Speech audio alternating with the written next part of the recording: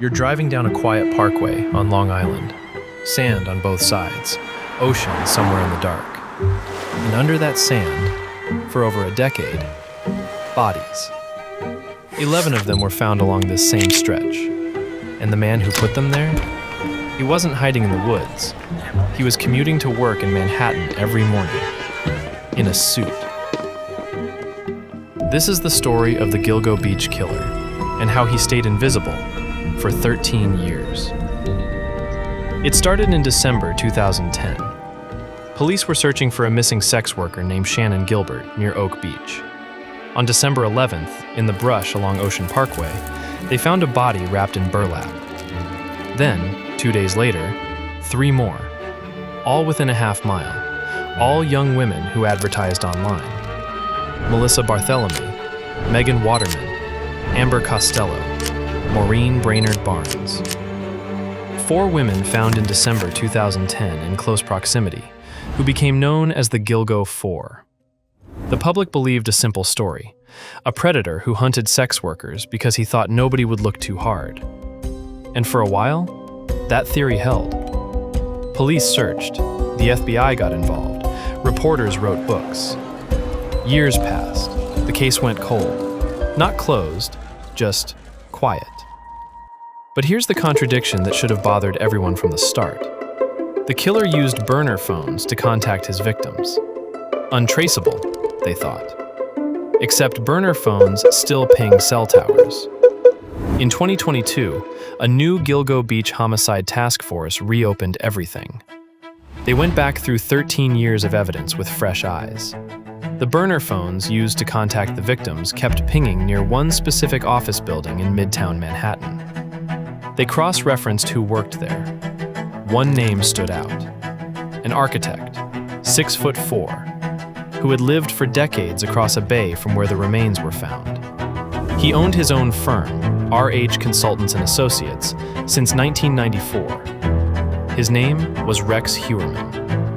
Investigators started watching him, quietly, for months. They needed his DNA, but couldn't just walk up and ask. So they waited. To obtain Heuermann's DNA, a task force tailed him in Manhattan and watched as he threw remnants of his lunch, a box of partially eaten pizza crusts, into a sidewalk garbage can. Investigators grabbed the box and sent it to the lab. They say it matched DNA from a male hair found on the burlap used to restrain one of the victims. They got a sample of his DNA from leftover pizza crust and tied it to the crime. On July 13, 2023, Heuermann was arrested in New York City and charged with the murders of 3 of the Gilgo Four victims. He was a prime suspect in the 4th. He pleaded not guilty. His family said they had no idea. His wife filed for divorce. But the investigation didn't stop. Prosecutors later charged him in the deaths of 3 more women: Jessica Taylor, Sandra Costilla, and Valerie Mack. Valerie Mack, 24, had been working as an escort in Philadelphia. She was charged as his 7th victim on December 17, 2024. He told the judge that day, "I'm not guilty of any of these charges." For 2 more years, he maintained that, until April 8, 2026.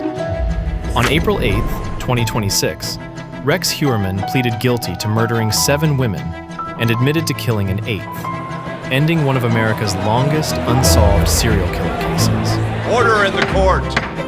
Those 7: Amber Costello, Megan Waterman, Melissa Barthelemy, Maureen Brainerd Barnes, Jessica Taylor, Sandra Costilla, and Valerie Mack, all of whom he admitted to killing by strangulation.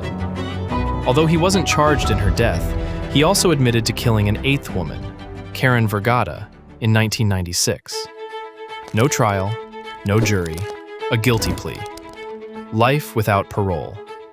We like to believe monsters look like something, that we'd know, that we'd sense it.